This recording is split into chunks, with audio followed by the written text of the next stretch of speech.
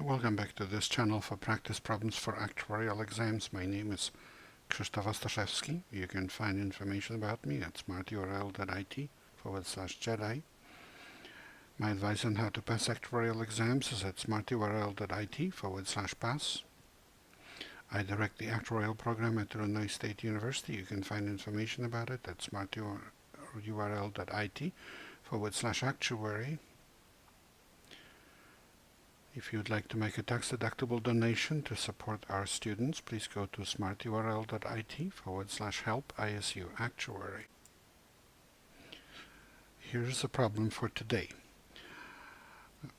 Problem number 2 from written answer section of Spring 2018 exam MLC, and it's also an exercise for exam LTAM for July 10th, 2018. Marcel, age X, and Jeannie, age Y, have just retired. They have $200,000 to purchase a single premium joint and last survival annuity.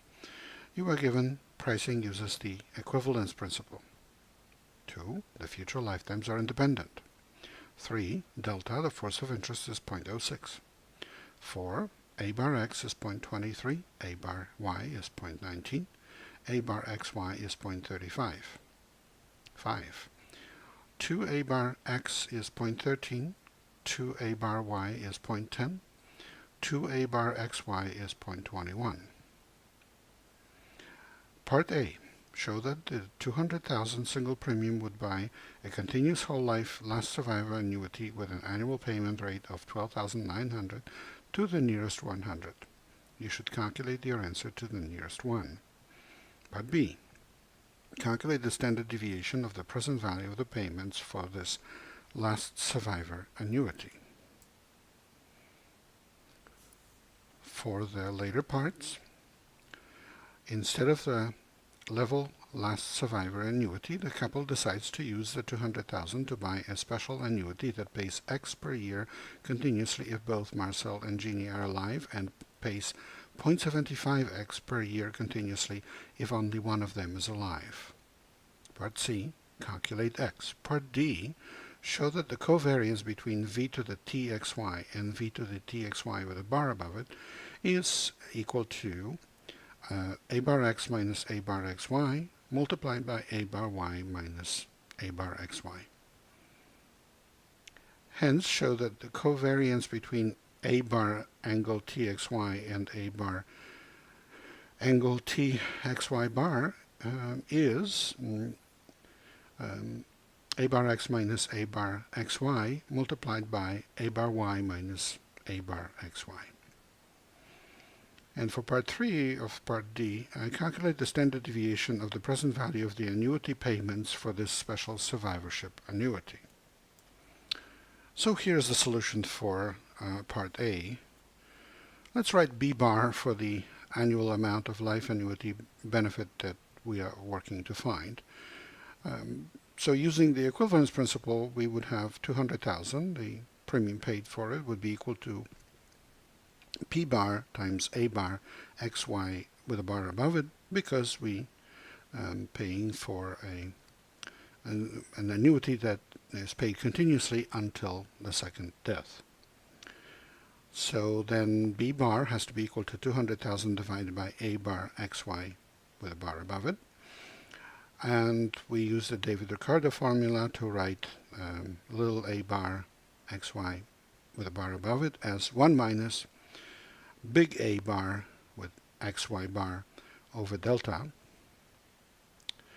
Delta is 0.06, and we can just move it up to be multiplied by 200,000. And of course, 0.06 times 200,000 is 12,000. While we write the big A bar XY bar as big A bar X plus big A bar Y minus big A bar XY, and that's of course the Pustek's formula, which one version of it is that big A bar X plus big A bar Y is equal to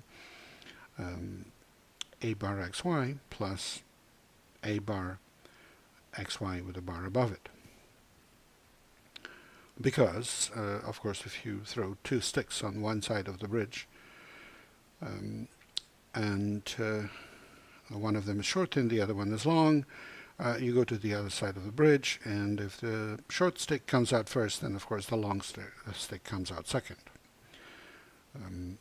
So whichever stick comes out first is not the one that comes out second. That's basically what this formula is, invented by Winnie the Pooh in the house at the Pooh Corner. Well, not exactly invented by Winnie the Pooh, but effectively invented.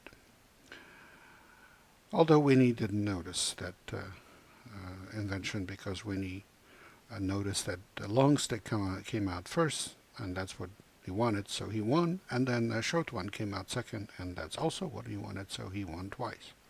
But the point, of course, is that he didn't win twice. He won once, because he got what he wanted. Anyway, all of these big A bars that we have here are given in the problem. We just plug them in. We end up taking 12,000 divided by 0.93, and that's approximately 13,903.23. This is 12,900 to the nearest 100. Well, to calculate the standard deviation of the present value of the payments for this last survivor annuity, we begin by calculating the variance of a unit payment annuity paid in the same fashion. So what is the variance of A bar angle T xy bar?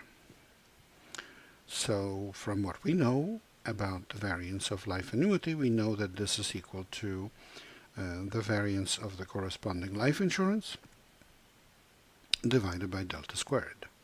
And that's a consequence of what annuity is as a random variable. Of course, the random value of an annuity would be equal to 1 minus v to the txy bar divided by delta, and then we calculate the variance of that, and we get exactly what you see here. And then we use Pooh sticks on the calculation of the second moment of this life insurance, so the first part. And the second part value we already have. So we take 0.13 plus 0.10 minus 0.21, and we subtract the square of 0.07, and then delta is 0.06, and this altogether is equal to 0.0151 divided by 0.06 squared. And for the standard deviation of the present value of the payments for this last survivor annuity is approximately, well, the amount, which is 19,903.23, times the standard deviation applied by this variance, so the square root of the variance we just calculated. Now, of course, if you were calculating the variance, you would have to multiply the variance of a unit payment by the square of that 19,903.23, but the question asks for standard deviation, which is the square root. So when you take the square root of the square, you get exactly 19,903.23 times the square root of what we see as the variance. And that comes out to be about 26,426.25.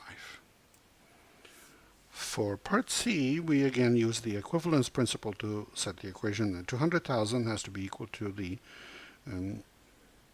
expected present value of the payments, and that's equal to x times A bar xy, so payment until the first death, plus 0.75 times x times A bar xy bar, payment until the second death, minus A bar xy, because we take out the payments until the first death, so that the second part makes payments of 0.75 from the time of the first death until the second death. Now this simplifies, of course, to 0.25 x A bar xy plus 0.75 x A bar xy bar, and then we use Pooh sticks on the second part. I write that A bar xy bar as A bar x plus A bar y minus A bar xy. And we end up with, after doing all the calculations, with x times 0.75 A bar x plus 0.75 A bar y minus 0.5 A bar xy. And then we use the David-Ricardo formulas to find a bar x to be 1 minus big A bar x over delta, and the same way a bar y and a bar xy, because all of the big A's are given in the problem. And then x must be equal to 200,000 divided by 0.75 a bar x plus 0.75 a bar y minus 0.5 a bar xy. We plug in all the values and we get x to be approximately 13,953.49. Now, by definition of covariance of those two random variables is the expected value of the product minus product of the expected values. Now, of course, the expected value of the product is the expected value of v to the txy plus txy with a bar, and the product of expected value is a bar xy times a bar xy bar. And of course, Pustex tells us that txy plus txy bar is the same as tx plus ty, so we just write it out this way. And then we again write the other way around now. We go from v to the sum of the two powers to v to the tx times v to the ty. And because of independence of tx and ty, that's equal to e of v to the tx times e to the v to the ty. And then that's equal to a bar x times a bar y minus a bar xy times a bar xy bar. And now we write a bar xy bar as a bar x plus a bar y minus a bar xy using Pustex again. And then when we multiply it all out, you can see that this is equal to a bar x minus a bar xy times a bar y minus a bar xy, which is exactly what we wanted.